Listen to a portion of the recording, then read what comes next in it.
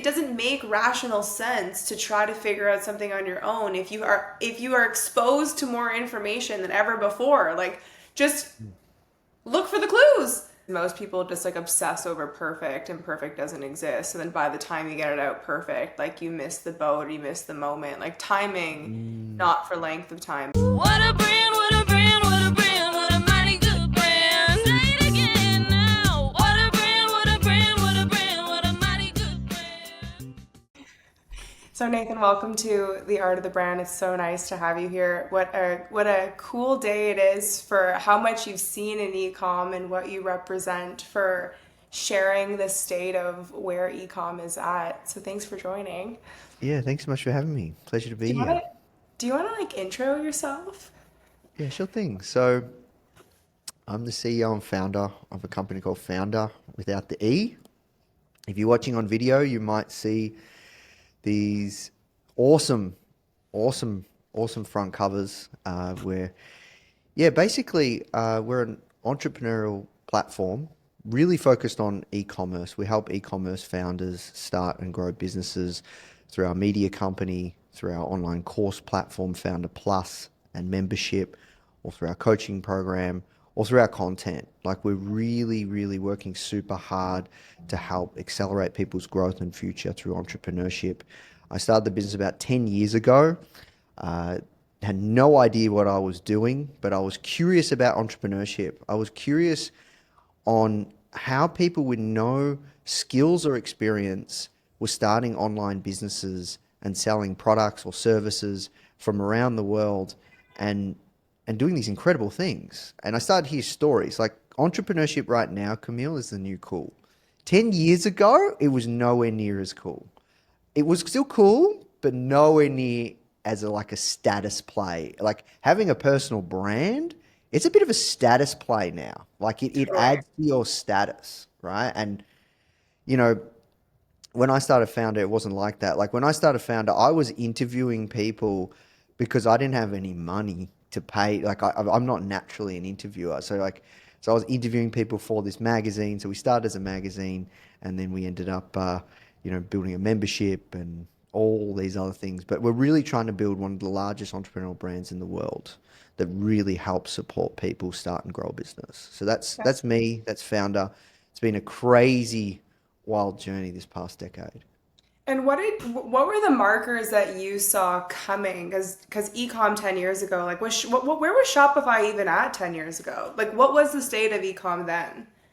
So, so Shopify 10 years ago, Tim Ferriss was an investor and an advisor, and they launched something like they were getting going, and like because they've been around for 15 years, and Okay, interesting. But it's they early days. yeah, yeah, and they were launching something called the Shopify Build a Business competition. Like Cool. so they were really focused on helping people start. Now they're more kind of mid-market enterprise and helping people start, but like yeah, weren't listed. So the e-commerce space, it was still pretty hard to like get up and going in terms of building a website. Shopify was around, but like it wasn't as easy, and just people just didn't. People weren't as social purchasing products and services on social. Like when I started the Founder Instagram, listen to this, Camille. When I started the Founder Instagram, so I just left my job. I started Founder on the side as a passion hobby project. I was taking the magazine to job interviews, like the digital magazine. Like this is how much I didn't think it would go anywhere, and it wasn't about like so much building a massive business. It just kind of grew. But yeah, I remember I just finished my full-time job. It was about 14 months, and I went all in on Founder. I left my day job, and I had a friend who ran a company called Coconut Bowls. He was on Shark Tank Australia, did really, really well, sold the business now. And I said, "Oh, what's this Instagram thing about? Like, you know, would it work for me?" And he's like, "Oh, no, it only works for e-commerce businesses. You've got a digital product. Even though you sell products online, they're digital. It wouldn't work." And that's how I got into Instagram. And in the first year of being on Instagram, I grew our account to 500,000 followers. It's kind of Wow. crazy, kind of crazy. So, yeah, the landscape has changed a lot. Things have changed a lot. People influencer marketing was not so much a thing.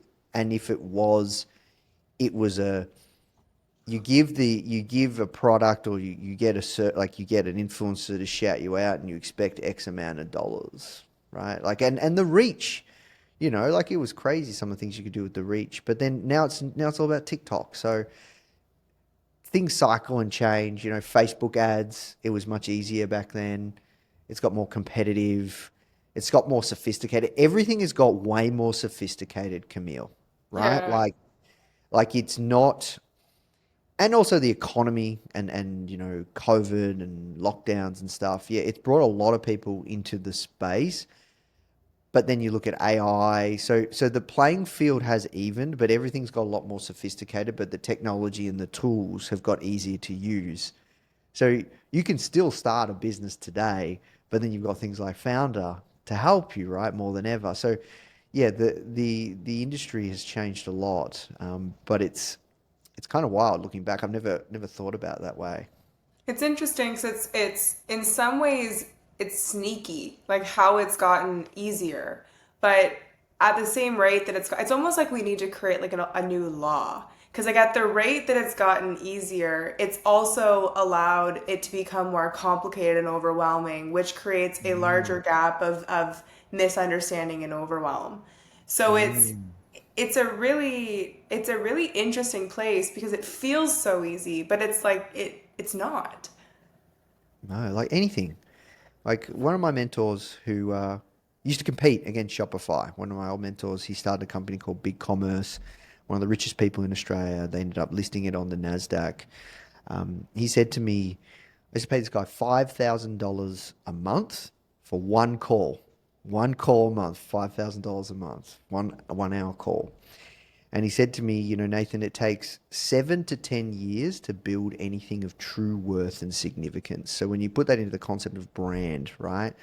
If you want to build a recognizable brand, a brand that, has a decent, like a meaningful impact and is worldwide, like it takes 7 to 10 years. And I think those rules still apply.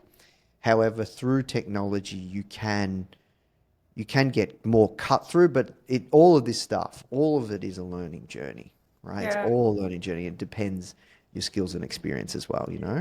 It's so funny you say that. I had this call the other day with a friend who is starting a business, but not like a friend starting a business, like one that like has put quite a lot of money into the business. And it'd be like almost insulting if I didn't get a phone call to like chat through it because it's really a legitimate business. And we were talking it's kind of that classic case of probably like a perfect founder potential client where they're really smart, they're very kind of like entrepreneurial driven, but this realm of like creative marketing and branding is really quite overwhelming. Like they kind of know where their expertise begins and ends. And we were kind of riffing through like different strategies, and she brought up one of these brands, and the brand is basically all like high fidelity photography, like no iPhone, no UGC. And I was saying how much harder it is to grow without that element of rawness because social media today doesn't prefer like high fidelity images only. And she basically pulled up this like told me to like search up this brand as like haha, like I got you, here's an account that's doing it, you're like, you're wrong. And it was funny because when I Googled it, the brand is actually over 10 years old and they haven't scaled past 70,000 followers. So it's like there's two elements here. There's one of like they really haven't grown and they've been at this for a really long time. So is your goal to be a brand like an Array or one of these kind of these symbiotic, like these hot ecom brands, or is it to have a very slow growth? And both are okay, but you can't have both at the same time, right? And I think that's also an interesting element too when you talk about time is it comes down to what you want, but time is always a factor to where it's going. Yeah, 100%, right? Like it takes time to build a brand. Like we're kind of in, the tail end of doing a rebrand for Foundr. And we were looking at like, because I was thinking a lot about our podcast and, I even asked you like, I'm not so much a branding person. You sure you want me on the show? I have ran an ecom business, but I exited that, and now I'm all in on Foundr. And I was thinking, a problem that, like, I was thinking, oh, should I be honest? Like some of the challenges we have as a brand, and one of the challenges that we have, and what we were looking to achieve with a rebrand, is like everyone thinks we're a magazine, or they either think they're a like a lot of people think we're a magazine, or they don't know what we truly do, Oh, and that's interesting. what we're trying to solve with this rebrand. And we went to an incredible branding agency, local boutique one here in Melbourne, amazing, next level. They're called Hunter, and we said, yeah, look, we when we approached them, we were like, yeah, we want people to know that we create incredible programs, have an amazing community, we have this amazing product called Foundr Plus. That's what we want to be known for, and we want to change that perception. Simon said to us, he said, Nathan, like, you've spent tens and tens of millions of dollars on paid advertising, all these things, like, do you know how long it will take? Like, how big is your budget to, like, the amount of time that you've spent building this Yeah. brand to then, The time cost. yeah, yeah. And he's like, honestly, you should just lean into the fact that you guys started as a magazine, that's the media arm of your business, and just keeps telling stories, authentic stories of founders and people that are building these businesses through the power of the internet. That's kind of where we're going to start to move toward, like really authentic storytelling. And a rebrand isn't just your design and a new logo, right? It's so much more than that. Yeah, but what you said too is so deep, and it's what gives me so much joy in what I do. What you provide for people is truly value. Like you're a value-based business. And in my Thank you. experience in working with you guys and seeing your product and what you provide, to me is the information that people are struggling with the most. And I Mm. think that's what makes branding so complicated is like, yes, there's a visual component, but so much of the brand is the fundamentals of why a business can be successful, which I think that you cover kind of in your coaching. Because are you still involved in the coaching? A little bit, a little bit. That's really starting to grow out, and we've got like 20 plus coaches, all built Cool. 6, 7, 8-figure ecom. But yeah, a little bit, a little bit. I do some calls, yeah, once a month. And what like to dig into that, what are the core hang-ups so that people listening to this know that they're not alone in what they're struggling with?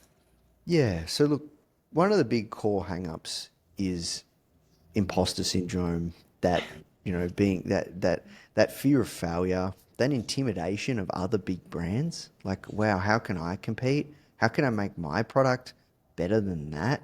Like, amazing brand. Like, it's so intimidating, right? Feeling worthy to create a product, and feeling worthy that your product is something that people should purchase.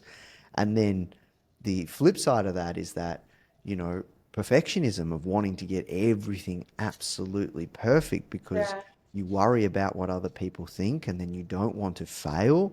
So there's a whole ton of things that go on in your mind when you're looking to start a business.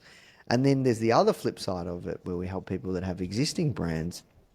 They want to grow, but it is so incredibly overwhelming with Facebook ads, social media. What kind of content do I create? Oh, what do I do with my website? Like, I do these influencer things, like TikTok now. Like, there are so many shiny objects and so much information around. You should be doing this. You should be doing that, and it's all situational, right? It is literally all situational. So those are kind of some of the things that are going through our members' minds, and how we try and help guide them throughout this entrepreneurial journey. And really, it's about focus, and it's about, if you've got a brand and you've got customers coming in every day, but you want to go faster, it's really about focusing on one or two channels and getting them really, really, really dialed in. And it actually, all the channels work, Camille, right? It's not like somebody tries TikTok and it doesn't work, like, and TikTok doesn't work and it doesn't work for them. It all works. Facebook ads, it work. All these things work. It's around the execution. So many times I think people are very quick to try something because they hear Gary Vee or someone talk about it, or Hermosa or Yeah. one of these people, right? And then they say it doesn't work, and then they move to the next thing. Oftentimes, it's the execution, it's the focus, it's even situational too, right? Like I'll never forget Gary Vee. He's not as popular as he used to be, right? Like I think he's kind of not as nowhere near as in vogue. And I love Gary, right? I've interviewed him a couple of times, right? He even said, if I was looking to acquire an entrepreneurial brand, I'd look at a brand like Foundr. I got that on the podcast. Nice. What a Yep. So, moment. yep, there you go. And we got a testimonial from Gary on the Foundr website. It's a crazy story. Cool. I can't on the homepage. I can't talk about that how it all happened. But anyways, Gary used to say that if you want to build an incredible community on social media, you should be responding to every single comment. Yeah. And I said to one of my mentors, I said, man, that's what Gary said I should do. And he's like, Nathan, how many employees do you think Gary has compared to you? And at the time, he's like, how many employees do you have? I said, 15. And he's like, how many do you think Gary has? I'm like, 500. And he's like, okay, so Gary's earned the right to have the time to do things like that. He's like, you don't have the time to do that. So just because somebody says something you should do it online doesn't mean you should actually do it either. So it comes down to your situation as well, right? But you see these clips and you take these clips as like absolute, like the truth, like this is the thing, and yeah, so all these channels work. It just takes time, it takes effort, it takes consistent iteration, and that, the build, measure, learn process, and you just keep going, keep going, keep going. I'm a big fan. I reckon one of the greatest hacks in the world, and it's a really big, I'd say, ethos of the whole Foundr brand, is one of the greatest hacks in the world is finding somebody that's done it and just learning from them. Because you shortcut that learning process. Like that's why we're so excited to have you teach an incredible program on the Foundr platform on like how to build an amazing brand with your e-commerce brand, right? How to build an amazing personal brand. Like how do you get that cut through? So instead of trying to work it all out yourself, you've built an amazing brand yourself. You advise so many different clients how to do that. So why not learn from you? You know what I mean? Like if you want to build like a next level brand in the supplement space, find somebody that's already done it, right? And learn from them instead of learning all the hard lessons. That's where you can shortcut. And that's how I like to approach life. That's how I like to approach business.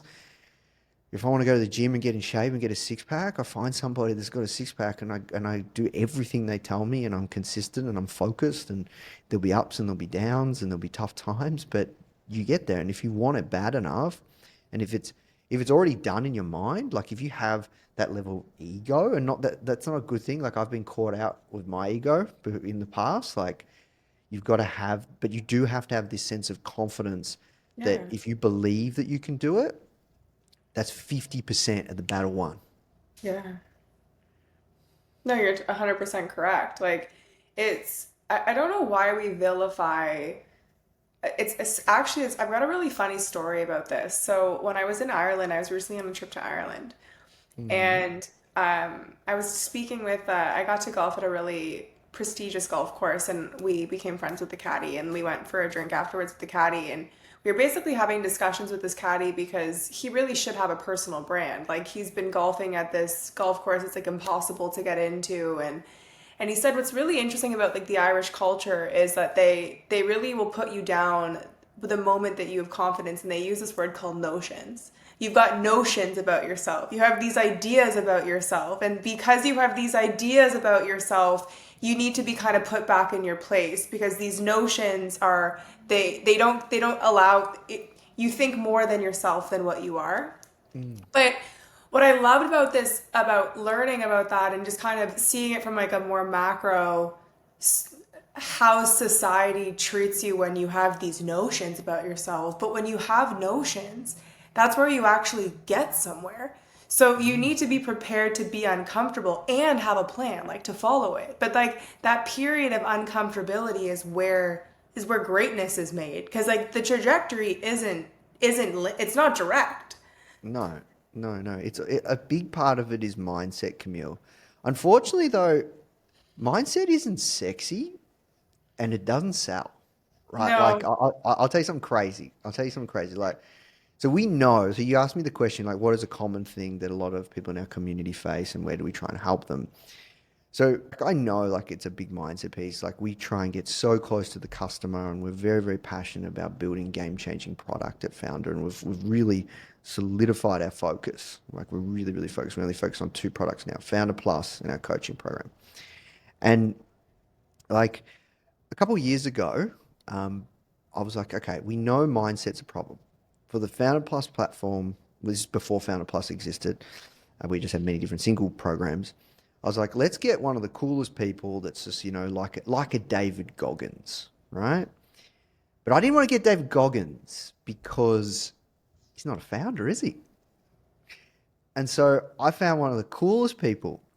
He founded a company called Spartan, and it's this crazy race, and then they acquired Tough Mudder. Like this guy is like a founder, and he's crazy, and he's got an incredible mindset, right? Like I interviewed him during the peak of COVID, where he had to let go, like that's a big business. He had to let go of like 300 staff, and he was just like totally cool about it. Like this guy's got, like he's the coolest guy ever. His name's Joe DeCina.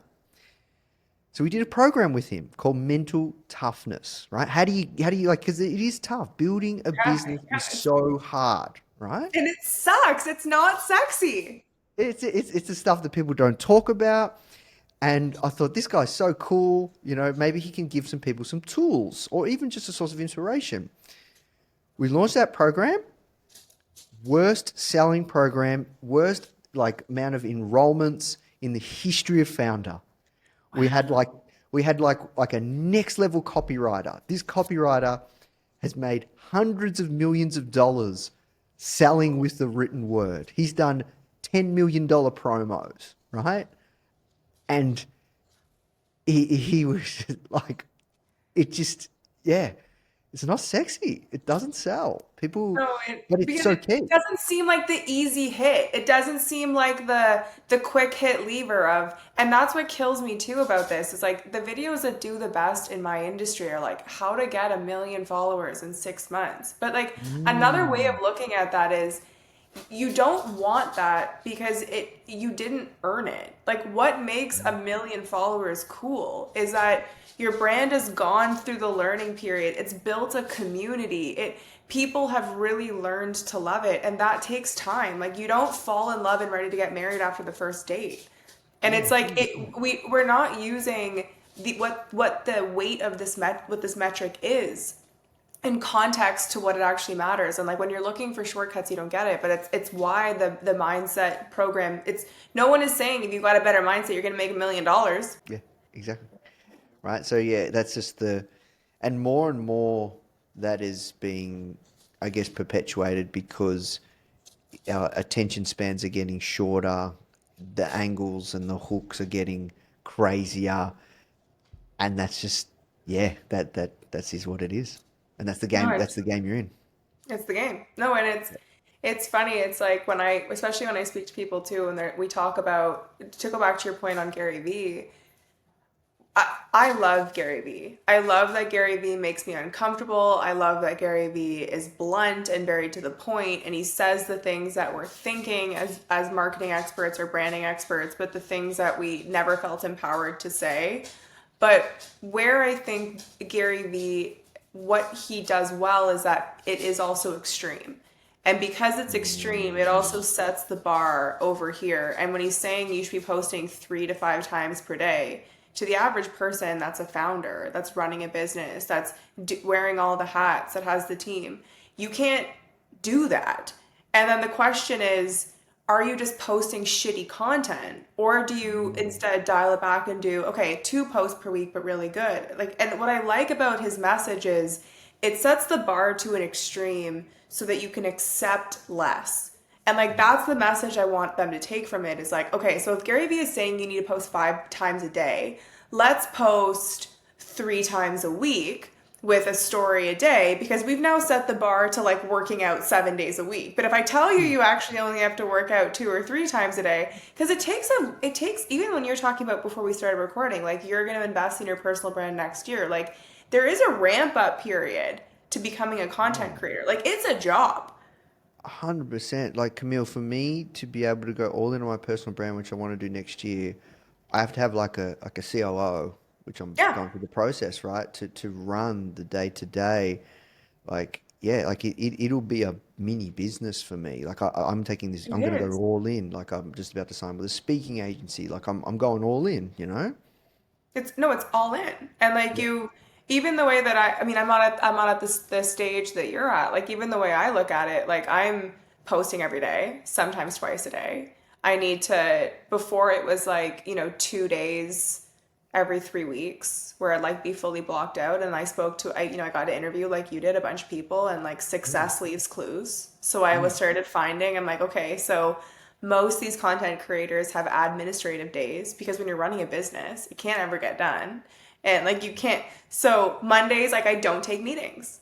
And now mm. Mondays, I like plan content and I like do some research and I go through my iPhone photos, which I can never sit down and coordinate my iPhone photos. Like I'm taking meetings till 9 p.m. The last thing I want to do is spend 2 hours in a black hole of like, is this good enough for Instagram? It's Mm, horrible. mm, And we don't talk about that. mm. Yeah. Yeah, no, look, building a business is not easy, and that's once again why I think what the work that we're doing at Founder is so special, because it's lonely as well, especially if you're a solo founder. Oh my God, it's so lonely. Even if you're not, when you have a team, like like you can't tell them you're struggling. You're like having a hard day. Like, No, you can't, because like people get scared. no, and they're like, what the heck's wrong with you? Or even like I find for me, it's sometimes being like prepared to speak because like sometimes the process is stream of consciousness, but that's also unfair to a growing team to just like as the founder spew the way you think versus how someone that's trying to take that direction thinks. Yeah, yeah, I'm probably on the other side where I just kind of just roll with it. Yeah, no, you have, I'm it's not a a point you prepared get person. to. What's It's a point that? you get to. Yeah. I think they call it Camilleese. Like even the way that I type in Slack, they're like, no, we get it now. We've learned a second language. But we don't talk about how shitty it is. When you started the magazine, what was the interview that you got where you were like, I'm onto something? So, the first edition, no one would even get back to me. I didn't even have a successful person on the front cover. It was a stock image. I had no fucking idea what I was doing. Like, absolutely not. It's embarrassing. Like this is how bad. Like, so most people when they want to start a business, they're like thinking, how can I do the cool stuff, whatever. I was just like, fuck it. Like, I'm just having some fun here. I was trying to get a job in marketing. Like that's literally I was at ground zero or below ground zero. And in the first 4 months of starting, I got an interview with Richard Branson. And that's when I kind of was like, you know what, I'm on to something. But one of the best things that I did was I made it free because it was a digital magazine, right? We did do some printing and played that, but realized it was not the business we're in. We're a digital only business. But I made it free, and that was the best thing I ever did because then I led with that interview. And it's really crazy as well. When I pitched Richard Branson's team, it started with a phone call. Who does that? Who pitches with a phone call? Right? Nobody. Exactly. Exactly. So I pitched with a phone call. I traced down his head of PR. She doesn't work there anymore. Her name's Daisy. And I remember I was living in this shitty house, Camille. My rent, like it was a share house with my best mate, and we were paying like maybe like $100 a week between the two of us. It was really cheap. It was a That just rundown shows you house. like how sketch it The, was. the floors were creaky. There was no heating, and I remember like making multiple calls.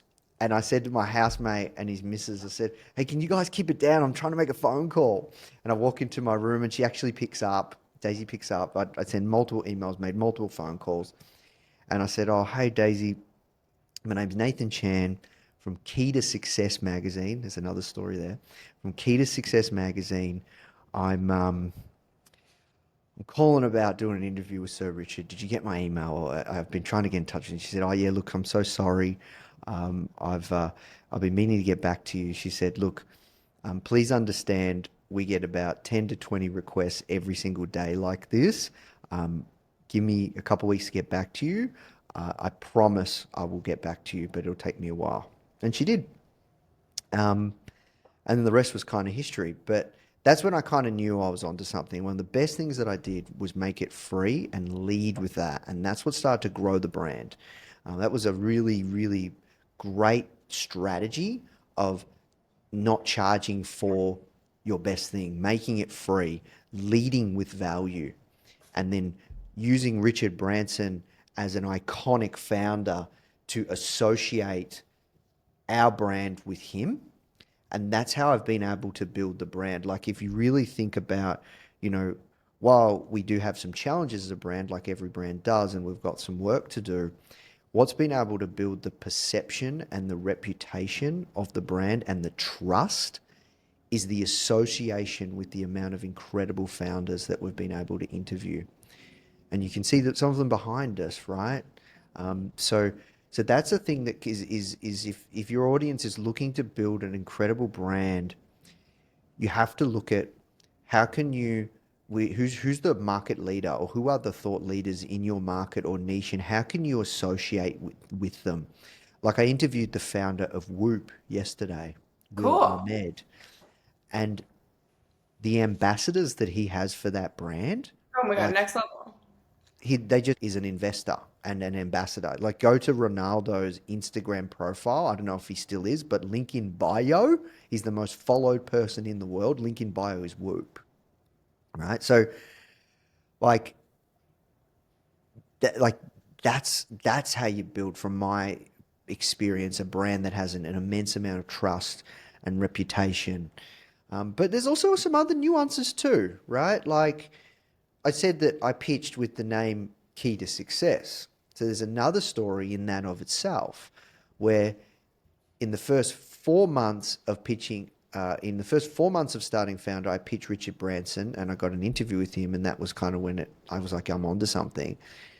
But in the first 3 months of starting Foundr, I got some of the best business lessons and anxiety that you could ever imagine around running a business, because I got an email from someone saying, hey, my name's so-and-so, I'm a lawyer. You might not know this, but you're being sued for trademark infringement by one of the biggest business magazines in the States. I'm really good friends with the judge. He mentored me. We got to move now. And I was like, and I just woke up, like I was still in my day job, and I just like got up early, and as I would start to do, get up early, look at my emails for Foundr at the Key to Success at the time, and just, whatever. I used to get excited. Isn't this crazy? I used to get excited getting emails when I first started Foundr. Like No, that, that's the journey. It's like yeah, you don't know what you're onto, but you just are excited for what's to yeah, come. yeah. So I got this email. I was like, is this sophisticated spam? Like, what is this? Is this like a Nigerian prince problem?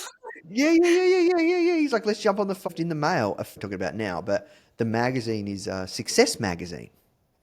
They had the trademark for the word success when trademark law was introduced in the 1900s. Wow. So they own the word success. And my magazine was called Key Key to to Success. success. Yeah. Yeah. But this is what cooked me. This is what got me. So I think for edition number 3, we had Neil Patel. Great guy. The Great SEO marketer. man. Yeah. Yeah, great marketer, right? He's been around a long time. Nice. Yeah. And we had a big photo of him and his head, and the branding was success and then key to in the middle, and his head covered the key to. And the magazine, one thing I was good at, and this is, once again, I learned from somebody in the early days, like App Store SEO. That was a thing because it was a digital magazine. So I was ranking for Entrepreneur, Fast Company, Forbes, all the business magazines. So when you typed in success, Key to Success came up next. So they saw that magazine and they jumped on it straight away. And so rightfully or wrongfully, I had to change the name. And so I changed the name to Foundr. That's amazing. And it was the best blessing ever. because it's a one-word name. When you talk about branding, I love one words. Yep. Apple, Google, Whoop. Whoop. I Uber. love Uber. Like I love one word, and I love like under 5 letters too.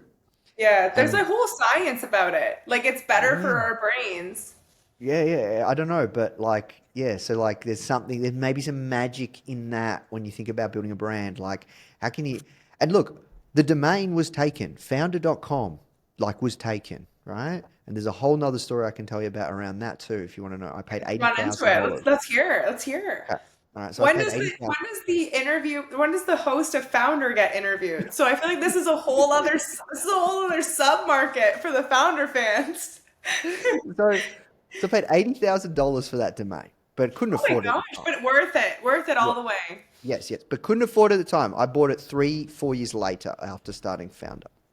So, what I did do was I was speaking to my friend Jake, the guy that got me onto Instagram, and Or didn't get you on Instagram. yeah, Told you not to join. yeah, told me not to use it. Yeah, and then basically what was happening was I was like, I got to change the name. I came up with all these different names, and I originally, because there's no brand Founder with the correct spelling with the E. And I was like, oh, what about Founder? And he's like, nah, dude, what you should do is remove the E. That'll be cool. Just like, some other things without the E, right? Yeah. You know some other brands without the E, right? So like, anyways, so I did that, and he's like, oh shit, the domain's taken. And I was like, oh no, that's cool. I'll just get Founder Mag. So I got Founder Mag, and then I was just kind of chipping away, and about 12, 14 months later, I was literally just about to leave my day job, and I get an email from this guy, and he owns startups.com. And he actually owns the domain. So he owns startups.com, and he actually owns the domain of Founder, the one that I wanted. Oh, And cool. and he actually wanted to acquire us. And it just wasn't the right time. Like, and it just wasn't anything. Like the brand, like Camille, the brand was making like 5-6 grand a month in magazine subscriptions. Like it wasn't a thing, right? And anyways, Will and I ended up becoming friends, and I convinced him to sell me the domain 3 or 4 years later. We met in Melbourne. He's from San Francisco, super successful guy. And I convinced him to sell me the domain for, I think, around $80,000, maybe more, maybe 80. Yeah, and we did it on a payment plan. And yeah, at the time, it was like the business grew and I could afford it. But yeah, that's Founder. That's how I got the name. So it's a crazy story. That's awesome. And how did you meet that guy? Mutual friends. How did that come up? Like, I'm looking for Well, this. so he wanted to purchase Founder, and then obviously not a fit. And then a guy that I knew invested in a company that Will acquired. And yeah, like he came to Melbourne, did it like, I don't know why, but yeah, we kept in touch, and I interviewed him for the podcast, the Founder podcast. His Oh, name's cool. So you Will guys really did Schrader. stay in touch. What a cool story. Yeah. And then there was another time he had another business. I probably can't talk about that, but I was looking at acquiring that, and yeah, but we never got there. So yeah, so it's crazy the people you meet on the internet too, Oh my God. The internet is right? my favorite place. Yeah. I I just every day I wake up, I'm like, what a great life. I'm so thankful to be alive. This is amazing. Because the people who are assessing you, like, they have no agenda. Like it's Mm, just, do you connect? Do you fit? Like there's so much baggage that comes with your postal code or your zip code or who you were friends with in high school or what hockey team you were on. Like there's so much like bullshit construction around like locale relationships. The moment you mm, open it up, like the internet's a beautiful place because I've just met great friends, great amazing opportunities, mm. and this whole concept of like starting a podcast has been incredible. I get to like talk to the most incredible people that I would never be able to until I have a podcast. You know what I mean? Like it's Yeah. amazing. Yeah, it's great for networking.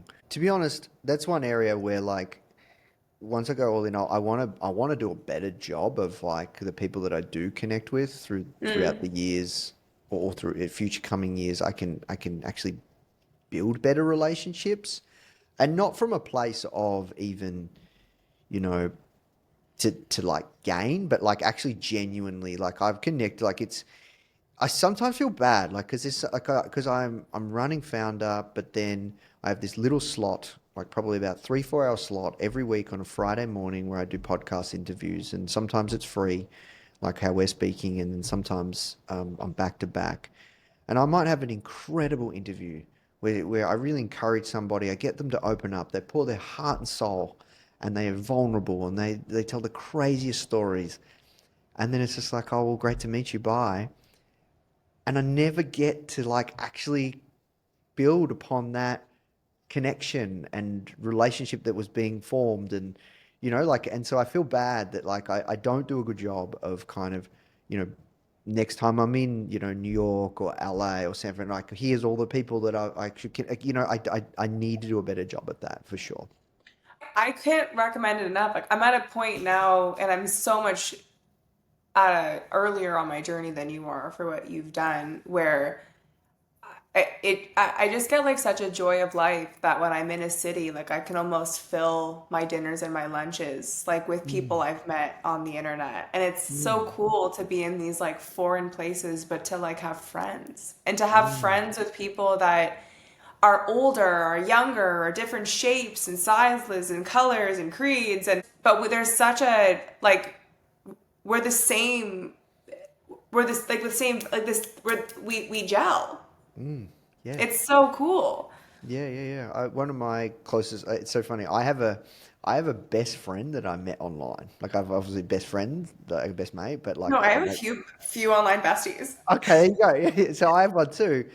His name's Daniel, and he kind of was early in the game around. So we started around the same time, and I never forget. I just cold outreached him. He had a really cool blog called Rich 20 something, and yeah, I just emailed him. I said, let's catch up. And he's like, what do you want to catch up about? And then I was like, man, like you're in the same space. Like, you write content around entrepreneurship and business. Let's hang out. And we caught up and we became friends over time. And then, yeah, he was an instructor for us. But then, I just come back from New York. He's moved to New York and we hung out. We rode bikes around Central Park, went to a dispensary, we smoked some weed. It was like so much fun. And then we held some hands in Central Yeah, Park. yeah. And it's just like, and we were both saying like it's so crazy. Like we met online, and like it's just the best. It's Like so he's just a funny. really cool guy. Yeah.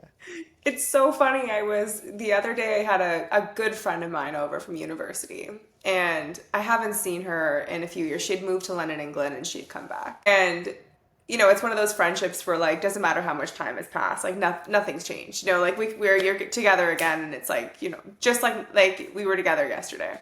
Mm.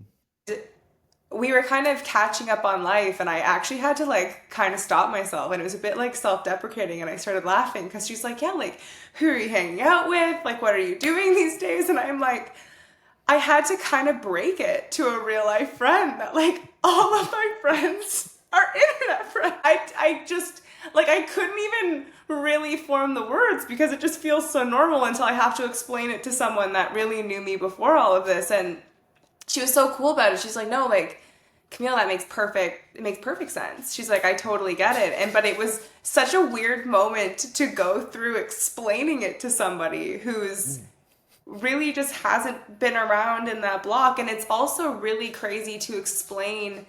Some of those friends are people that she thinks are like big or notable people on the internet. And it's so interesting when you like how small the world is once you start Yeah. creating content.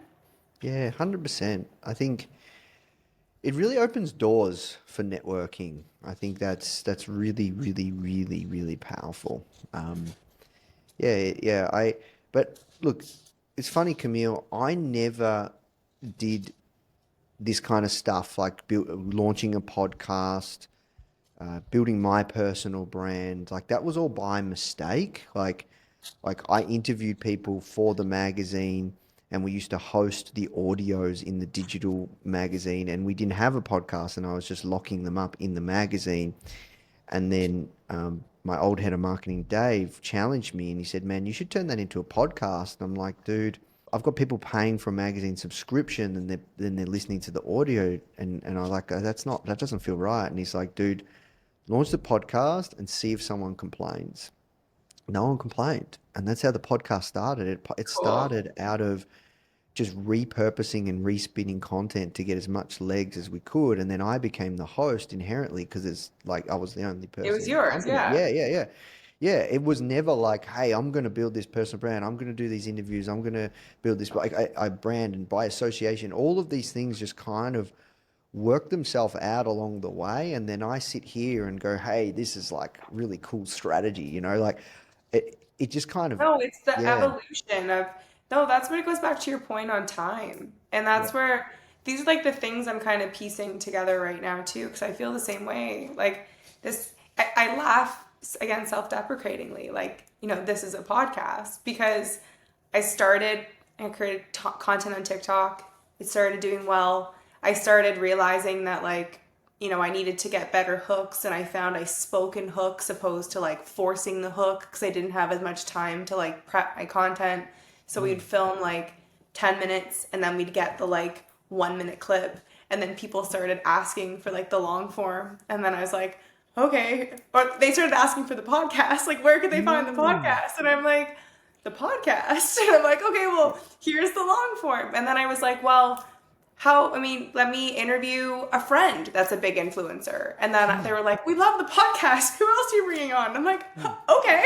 It was crazy, like how many who responded. And but that's to go back to that point on like time. Like that's what makes time actually so cool, because it's like it's actually about the climb, like it's about the journey. I actually listened to the Miley Cyrus song like 3 times on repeat yesterday. I'm like, this like really hits. This is really the moment right now. I feel like we need to like have like Celine Dion redo this so that people respect it more, but like this is a really good song. Maybe you need to put it over one of your pieces of content, one of your videos. Maybe like, yeah. Maybe you need to do I'm an trying to think. inspirational, yeah. Yeah, maybe I'm doing a speech in Detroit. I was like maybe playing around. I'm like, but I don't know if it's the audience, to do like Miley Cyrus. Like I gotta figure it out. Vibes. But to go back to your magazine stuff, tell me an interview that you really learned something or changed you. Hmm. Is there like This one is you a always go common, back to, like a good reference one? yeah, so this is a common question I get, but I like your spin on it, to be honest, because so to be honest, Camille, I interview so many people who've done it for so long. It's like blurred together. It's blurred together, and I don't know, I have this brain like movies or TV series where I just forget them. Like Interesting. it's really bad. It's really bad. So like I could watch Breaking Bad again, and like it'll be like I'm watching like 80% of it, it'll be like brand new to me. So a lot of the interviews, it's hard to kind of like people always ask, "Oh, what's your best piece of advice you've learned from interviewing, over 100 billionaires or whatever it is, right?" Like and so for me, your question around what do I keep coming back to? There's one, and I don't know why, but I interviewed the founder of a company called Zero. Have you heard of Zero? The shoes. No, Xero. Xero. It's an accounting software. Oh, I have heard of this, but I So, really was not thinking that that was going to be the one. yeah, Interesting. yeah. So I interviewed the founder of Zero. His name's Rod Drury. That's a multi-billion dollar software I company. believe it. They're There's also massive. zero shoes though, and they're like they mimic bare feetness. Okay. Back to the boring accounting software. So I said to him, "What's your number one thing that you think is so critical to get where you are today?" And he said to me, "Speed. Speed. How can I do it faster? I'm the most impatient person you've ever met. Speed, speed, speed, speed, speed, speed." And for whatever reason, that always comes back to me. I don't know why. And it's kind of like I'm a very impatient person, Camille, and I've had to learn to practice patience, but then with certain things, if I know we can get it done faster, I just want to go. And I know it feels uncomfortable to push the founder team or, someone I'm working with, but I just always want to go faster. And that is something that has changed me, that has shaped how I view motion and business and how we move. I love speed. And I'm very, very impatient. I am patient, but I'm impatient when it comes to certain things and execution. And it's hurt us as well, right? Like sometimes our execution is just not where it needs to be. And it's because, honestly, Nathan wants it out yesterday and we just rush it. And the win is it gets out. And so it's a fine balance. So it has shaped me. I don't know why. It always comes back to me. It's interesting. I think it was Seth Godin that talks about like a send date. Like that's a skill that you have because most people just like obsess over perfect and perfect doesn't exist. And then by the time you get it out perfect, like you miss the boat or you miss the moment. Like timing, not for length of time, but it's also so important in the digital world. He talks about how you just have to have a send date and really like you have to work towards that send date, but like it's going out on that day. And like that's kind of that just comes down to like the caliber of the team and where it's at, but like it needs to be good enough to get out because it's going out. Yeah, I agree. He's massive on shipping. I got a great Seth Godin story if you want to hear it. Yeah. Early days founder, I had a falling out with my housemate. And so I ended up moving back home to my parents' place and I lived in their basement for a little bit just to kind of tide me over to then move out again on my own. So I wanted to interview Seth. It's known that he responds to emails and is very responsive and responds to every email.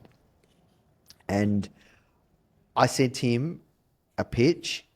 I went to bed at like 12 a.m., randomly woke up, don't know why, at 6:30 a.m. Check your email. And he said, checking emails, and he said, I'm free in like half an hour. And I jumped on it, said, let's go. And I did the interview with him that fast. And it was amazing because this guy's one of my heroes. And then I ended up meeting him in New York when I first went to New York a long, long time ago. It was a really, really cool catch up. And he's well known. Like we were at a coffee shop and a lot of people are like, are you Seth Godin? And like, he's like, yes, I am. He was a great Because he guy. understands a personal brand, right? Like his iconic glasses, like the yellows he wears, like he knows how to brand. Yeah, 100%. His cover is still one of my favorites where we had him basically too. upside down. Yeah, it's really cool. But yeah, I thought that was so cool. Like one, that he responds to every single email. He's just such a good guy. And then two, that like, yeah, it was just so wild. Like I just kind of like, like I just kind of winged it. Like I was so nervous too, Camille. Like this is still early days founder. Like I used to be so nervous doing some of these interviews. Like I'd be freaking out and like you could like yeah. But then once it starts, then it's just like it's like this state of like flow, and you just forget if you really connect with somebody, and especially if it's a guest that you can just kind of let your shoulders down and you just kind of be free, and then you can have that genuine curiosity. And if you know their work really well, then there's this kind of like understanding and a vibe that they respect you, you respect them, and then they actually are more thoughtful and they're not just kind of like going with their standard stuff, and they're actually giving thoughtful answers, and like you can really get people to open up, and it's so awesome, right? Like I've gone through phases where I didn't even want to be a podcast host. I didn't want to do the founder show, and yeah, and then I've gone through phases now where I'm really loving it again. But it's been crazy. I believe it. What has been a disappointing interview? Ooh, I can't name and shame. That's just Come on. for professionalism. I'm not going to name and shame. I'm sorry. That's a boundary. I might be able to share, but no, not recorded. Definitely not. But that means that it was like really disappointing. Look, not every interview is great, right? And we keep trying to set the bar higher and higher and higher. A lot of it comes down to if like with super successful people, right? What happens is especially now personal branding is a thing. They have a PR agency, they have on retainer. They might not, the CEO or the founder might not even be that active in the business or the day to day. And then they've got a PR and the agency, and they've got from maybe the leadership team, hey, we need to put you out more, or you need to get out more. And then the PR agency pitches us, they're a well-known founder, well-known brand. They line up all these interviews for the founder, and the founder doesn't really want to do it. The founder doesn't really enjoy it. The founder might not be media or PR trained, and they don't want to be there, Yeah. right? And you Like can that, tell. Yeah. you can tell. And no matter how hard I push and prod and trying to get them to open up, and I might try and be vulnerable too, like, it doesn't work, or it's not a good interview, or it's just a disappointing interview, but they're so impressive as a human of what they've been able to build.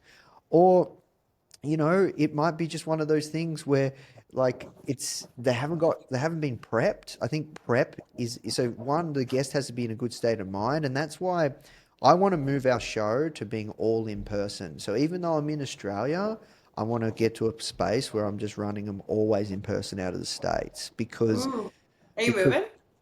no, I'm not moving, but I'll work it so I can go, once every few months to the States and yeah, have a studio, have an office there, and yeah, just run them. But long story short, that's why I think in person is stronger as well. And from a strike hit rate, you will get a better interview more times than not because somebody Yeah. has to travel there. They have to be prepped. It's more serious. They're thinking about it. You can't beat the in-person connection that you form. So there's something around that.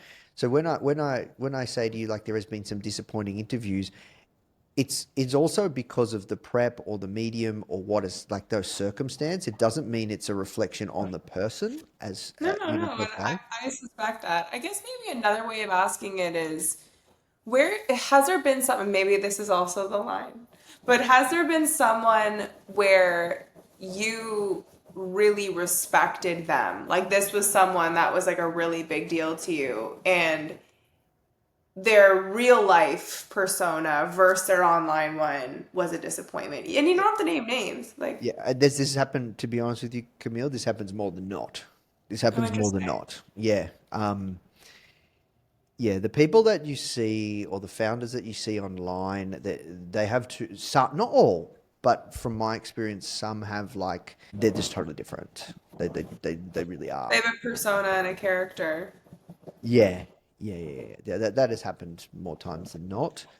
I can tell you one person who I was really, really just blown away by around how much of a great human they were in person and remote and was the exact same because I have to actually have that comparison because I've interviewed that person two times.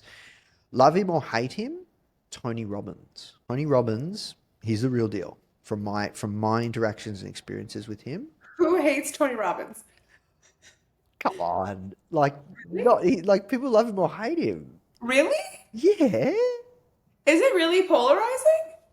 yeah. Some people don't like the self-help kind of personal development. Like walk on fire. That's a bit much for a lot of people, Camille.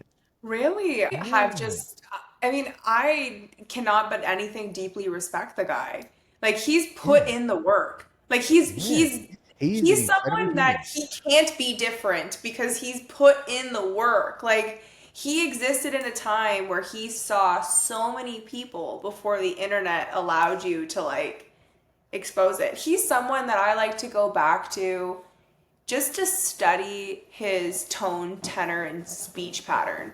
Like Oh how wow. he speaks is so captivating. Like I try to study it because of how he like puts different weight on like the power of words. Like he's who I study is Tony Robbins. Well, there you go. Okay. Well, I hit a nerve there. So, yeah, well, he's the real deal. I interviewed him once remotely.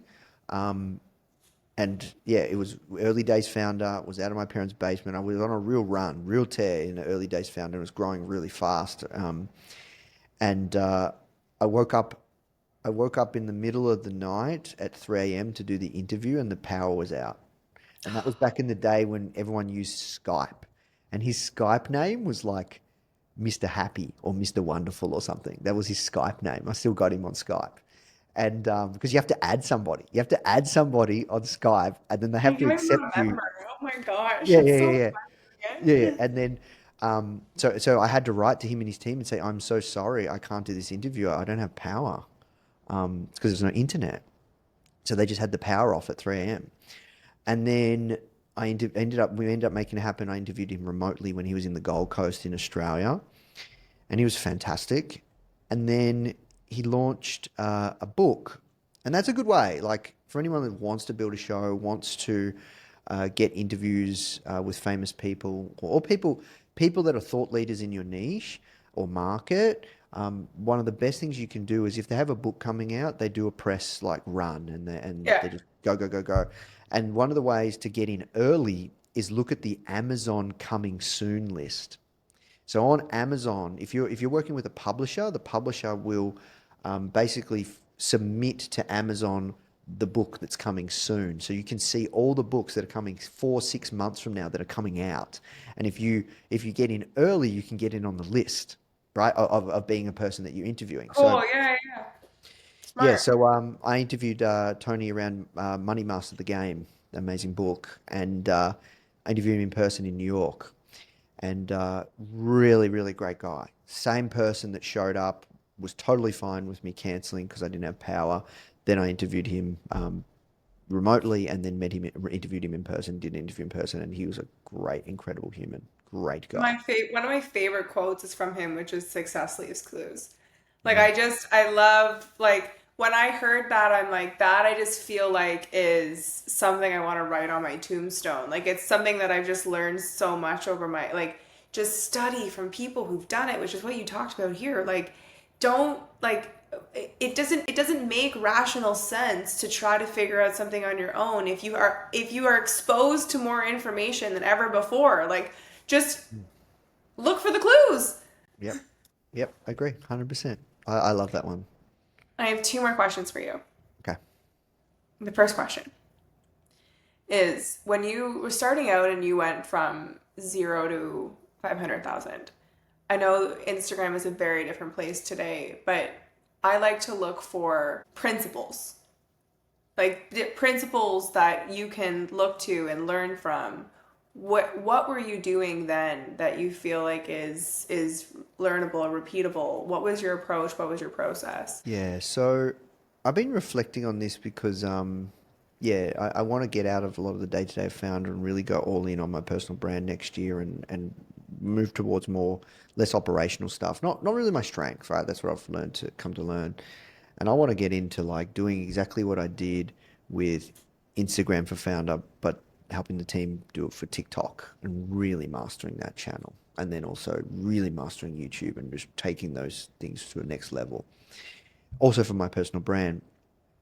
And I've been thinking a lot about how I would approach it and how it would work. And then I look back to like the Instagram days, what did I do?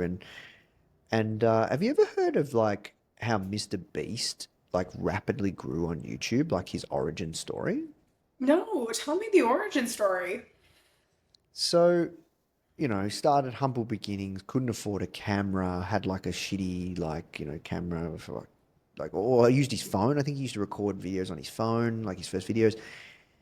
And as time went on, he met people at the same level as him, but they were YouTubers on the internet that were super hungry they had same aspirations of him. So they had a little group. I don't know how many people, but probably about 5 to 10 people, where they just constantly growth hacked the crap out of the YouTube algorithm and just were constantly sharing, what if I did this, I did this, I did this, I did this, I did this. And it was through that group that obviously he was the leader, but all of them now, he said, and he doesn't say who, I can't remember who, it's publicly, you can find out who the people were, but they all have massive followings. And it was because of that group that he was able to rise to fame. Now, there's all these other reasons, but that was one of the Yeah, core they growth things that, hacked. Yeah, yeah, yeah, that was one of the core masturbated. things that he did. And that's actually what I did with Instagram in the early days. So a lot of the strategies that I brought to the table and then I applied to the Foundr Instagram, it was because I met a group of people online and we were all just helping each other out. And they were all in the same niche or market. I was the only one that had, I guess, the foresight to build a brand. They were all had these kind of like entrepreneurial meme pages, but they all had big followings. And we all helped each other out. And some of those people now are doing very, very well. We've all kind of lost touch. We all once met up in Vegas one time and partied together. Hilarious of all places. Yeah. We were like a meetup. But I guess that was one thing. Like, that was one big thing that I did. So if I was to approach growing an Instagram account, a social media account, or growing anything, how can I network and find a little squad of people that are as hungry as me, and we just help each other out? And so that's why I'm a big, big fan of finding your people, finding your squad, just like how, Taylor Swift did in the early days, right? Cara Levine, Bella Hadid, all those guys. There's no mistake there. Carly Kloss, like who is your squad in whatever it is you want to achieve or accomplish? And you can do it with multiple things, right? So like we're really going all in on Foundr Plus. I'm going to join a mastermind with people that run massive, massive, massive memberships, even bigger than us, right? So that's one thing. I love that idea. It's like find somebody that's already done it and learn from them, but then how can you find a group of people or a squad? So that's a fundamental. But if I were to approach it again, there's other things that you could take away. Like one thing that I'm a big fan of, which I call the unicorn strategy, which still serves to this day, whether I was doing it 5 years ago on Instagram or now. It's study people who are serving the same market as you. Once again, success leaves clues. And look at their most engaged or viewed content and study it, because there's clues there why it was their most engaged or successful pieces of content. And don't copy it. Do not copy it, but try and create something with that level of inspiration, right? Yeah. And that's how you start to build out your content pillars. Because at the end of the day, all of these social platforms, even 10 years from now, there will be another social platform like a TikTok that is a new entrant to the market. And this rule will still apply. Who's serving your target audience in a big way that is absolutely killing it, and look at their content, because success leaves clues, because it's a content game, right? You Yeah. can build a massive following by just creating the best content out there for your target market. Like seriously, that's all it is, right? People are looking for these crazy hacks. I could tell you as well. So that's one fundamental. Another fundamental, Camille, is getting other people to share your content, right? Like there is no doubt about it. The more people that repost your content and tag you and mention you in the caption, more people will see you and discover you and find you and follow you and find your brand. So I did that on steroids back in the day. That's how we got millions and millions. We don't do it anymore. We don't have to, because we have a big enough base and our Foundr team creates great content that we naturally grow, and we get anywhere between, 200 to 500 to 1,000 followers a day, every day. It still works, right? But those are some key fundamentals. Who are doing what you want to do, and learn from them. And you can get that from a place like Foundr Plus, or you can, put yourself out there and try and, network. And then secondly, how can you create some content pillars based off the unicorn strategy by studying who's serving your target audience and doing a great job? And then the third one is, how can you do collaborations and work with other people, or get them to share your content in some way, shape or form? And that can come from a trade. It can come from like product for purchase, product for post. It can come from paying somebody, or it can come from collaborations. Like there is a reason that when Drake drops a new album, he's got Travis Scott on there. He's got all these other famous artists. And then when that new album drops, all of these artists, you go to their Instagram, you go to their TikTok, they're sharing it, right? They've worked it out, right? It's the same thing. It's music. It's content, right? So these fundamentals will never change, right? How can you use the Mr. Beast strategy? How can you use the unicorn strategy? And how can you use the Drake strategy? Yeah, what I love about that point, and that's where it is I'm not going to forget my second question though. It is a great wrap up point, is that it's so funny in my capacity, even how I work with brands, and because I'm seeing into so many different brands, the the questions I hear business owners ask could so simply be solved if they were masterminding. Like if they were finding their squads and their groups. And it's entrepreneurialism is lonely, but you shouldn't have to do it alone. Like you should be actively trying to find people to speak about and to like to basically just like learn from and to spitball off of, so that even if you continue down the path of what you thought was a good idea, like at least you're now better informed. Yeah, 100%. It's so powerful. It's so powerful to be surrounded by like-minded people, to meet people that are on the same journey as you, and to to speak them when things aren't going right, because your friends and family just don't understand, and they do, but they don't, and they want to be there for you, but it's not the same. It's not, I actually find it to be quite weird that, there's people who you're shocked that are supportive, but it's also people really don't like you growing outside of the box that they put you in. Yeah. And no, I even find there's certain family that like they really struggle to get it. And it's partially that notions concept, and it's partially that like you're coming across as almost too confident because you're excelling in a world or in a lane that they're not able to see. And it's tough on that rise up when you're in your 20s and you're in your 30s, because your aunts and your uncles and your grandparents or your parents, like you're being so confident, you're being so definitive, and they can't see where you're excelling to earn that. Yeah, 100%. It's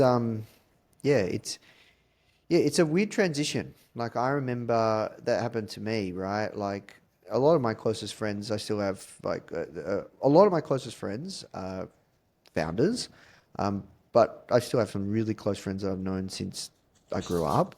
But you've got kind of two or multiple groups of friends now. That's what I found. Yeah, I think it's also different for girls. Like I think that there's a little slight different way in how we approach the friendships, and maybe not, but that's at least been my experience. My last question, Nathan, and I ask everybody that comes on the podcast this question: what is a brand to you? Yeah, I remember this one. So a brand to me is really a set of beliefs which are formed from a set of values. That's what a brand to me is. It's a set of beliefs which are formed from values. And that's something that I learnt from Steve Jobs. Now, please don't ask me what a founder's beliefs or values, because I can't tell you. It just inherently I've kind of shaped the brand that way, and you kind of pick them up naturally. That's a perfect answer. Nathan, if anybody wants to follow you, find you, the podcast, Foundr Plus, the magazine, plug where they can get all of the great things that you're doing. Yeah, just go to foundr.com. Yeah, just Foundr, Foundr, founder without the E.com. We'd love to help you on your journey however we can, whether it's through our content, our magazine, podcast, YouTube channel, or if you really want to learn from successful founders that have really done it, you want to start or grow an e-commerce business, we'd love to go on that journey through Foundr Plus with you as well. Awesome. Thanks for coming on, Nathan. You're welcome. Thanks so much for having me.